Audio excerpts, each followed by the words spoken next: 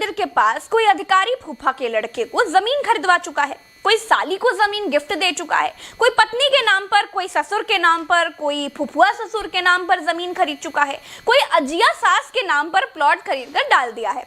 अब रिश्तेदारों को ऐसे महंगे उपहार हम भारतीय ही दे सकते हैं, क्योंकि रिश्तों की कद्र भारत में नहीं होगी तो क्या पाकिस्तान में होगी। नमस्कार, मेरा नाम है प्रज्ञा मिश्रा।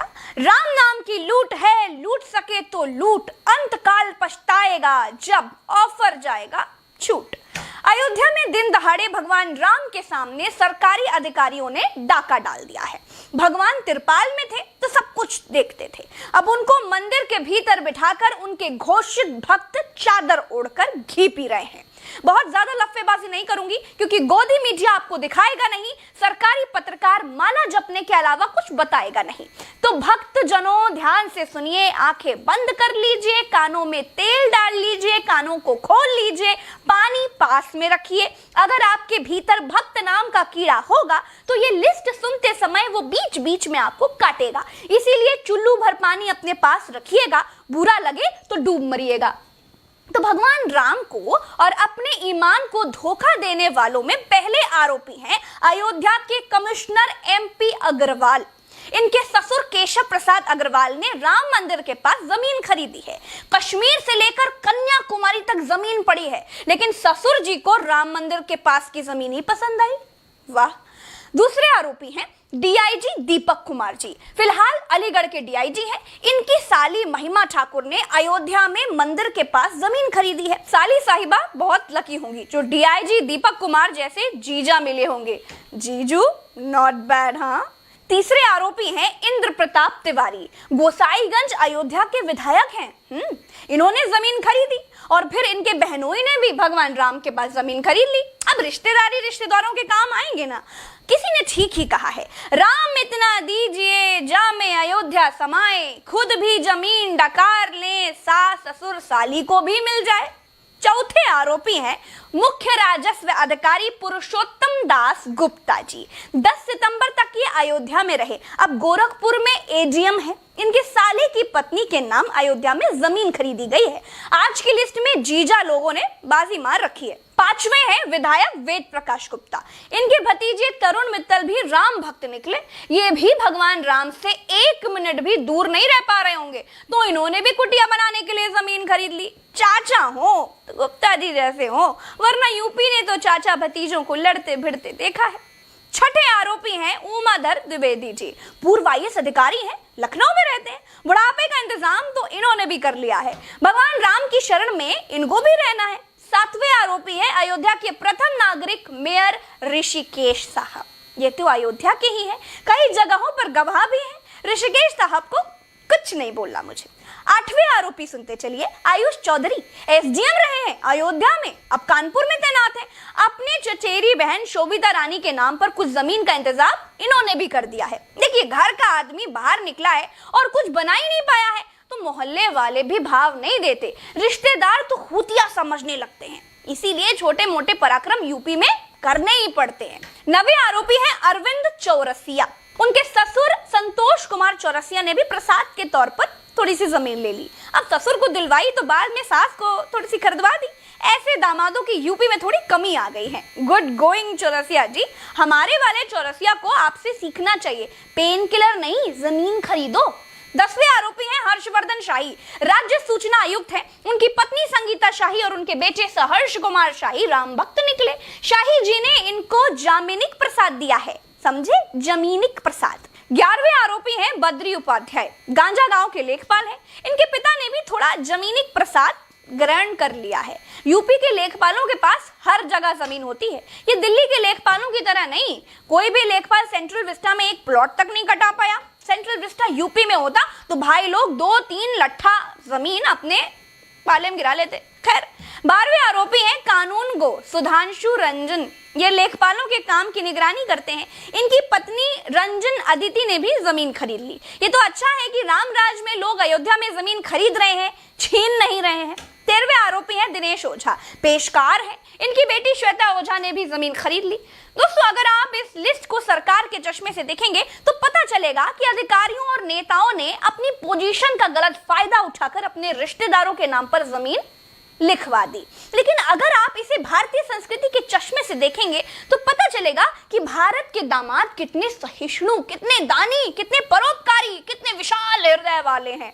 इस लिस्ट में लगभग सरकारी दामाद हैं जिन्होंने अपनी ससुराल वालों की सेवा में कोई कमी नहीं छोड़ी है। इसमें एक भी पत्रकार का नाम नहीं आया है। इससे यह साबित होता है कि यूपी की पत्रकारिता फल फूल नहीं रही है। इतनी चरण वंदना करने के बाद भी कोई एक प्लॉट अपने नाम करा पाने में सफल नहीं हुआ। अयोध्या में जमीन घोटाले में अधिकारी और नेता टाइप के लोगों ने अपने रिश्तेदारों के नाम जमीनें खरीदवाई हैं। उससे ये पता चलता है कि भारत में रिश्तों की अहमियत अभी खत्म नहीं हुई है। बेटा साली, सास ससुर और सरहद जैसे रिश्ते नाते आज भी जिंदा है और बहुत मजबूत है। ये भारतीय संस्कृति और सनातन परंपरा को बचाए रखने के लिए, उसके संवर्धन के लिए बहुत जरूरी है। समझ रहे हैं आप? और रही बात जमीन की, तो खरीदी है, छीनी थोड़ी है। ये बीजेपी सरकार है, यहाँ लूट घसोट की कोई जगह नहीं है।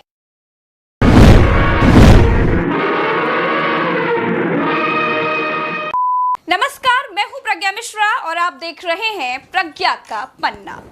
2015 से अब तक सरकार ने बड़े पूंजीपतियों का 11 लाख करोड़ का लोन माफ कर दिया। मसलन सरकार ने कहा, बेटा बम्बानी, तुम बैंक से ब्याज लिए थे? बम्बानी बोले, हाँ लिए तो थे सर। सरकार बोली, चुनाव में बहुत चंदा वंदा देते हो तुम लोग, नहीं चुकाओगे तो कोई बात नहीं। ए बैंक वाले बाबू, चलो इनका जरा कर्जा माफ करो जरा, और भूल जाओ कि बम्बानी भाई ने तुमसे पैसे उधार लिए थे। बैंक बोली, जो हुक्म मेरे आका। ऐसा करते करते बैंकों ने 11 लाख करोड़ रुपए उद्योगपतियों के माफ कर दिए। कितना? 11 लाख करोड़। जब इतना पैसा माफ कर दिया जाएगा, बैंक तो बैंक है, कुबेर का खजाना भी खाली हो जाएगा। बैंक बेकार होने लगी तो सरकार ने उनको उठाकर बिक्री काउंटर पर रख दिया। इसीलिए बैंक बूंक और एलआईसी फेलआईसी को बेचकर सरकार 1.75 लाख करोड़ कमाएगी। दुकान से 11 लाख करोड़ की उधारी माफ करवाकर सरकार पूरी दुकान ही 1.75 लाख करोड़ में बेच देगी। माफ कीजिएगा, मोनेटाइज करेगी, माफ कीजिएगा, प्राइवेटाइज करेगी। इसीलिए संसद में बैंकिंग संशोधन बिल लाया जाएगा। आज से 52 साल पहले 20 बैंकों का सरकारीकरण हुआ था। 52 साल बाद अब 11 सरकारी बैंकें रह गई हैं। क्या ये बैंकें ही हमारे महान भारत देश को विश्व गुरु होने से रोक रही हैं, या खेला कुछ और ही है गुरु? आज इसी को बड़े आसान भाषा में समझाएंगे। सब्सक्राइब का रोज रोज नहीं कहेंगे, आप अपना देख लीजिए, वैसे कर डालिएगा। अभी 2 बैंकों का corporation bank of India, IDBI bank और एलआईसी का नंबर है। बैंकों की मनमानी से परेशान होकर इंदिरा गांधी जी ने प्राइवेट बैंकों का राष्ट्रीयकरण किया था।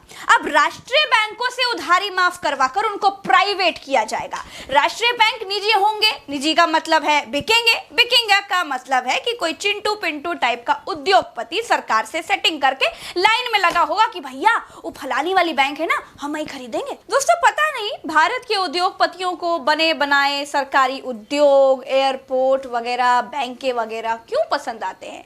अडानी भैया जैसे लोग 1000 करोड़ रुपए रोजाना कमाते हैं। अंबानी को पछाड़कर नंबर 1 रईस बन गए हैं। ये लोग तो खुद चलती फिरती बैंक है। जिस बैंक में पैसा जमा कर दे वो वर्ल्ड बैंक बन जाए, कोई बड़ा काम थोड़ी है।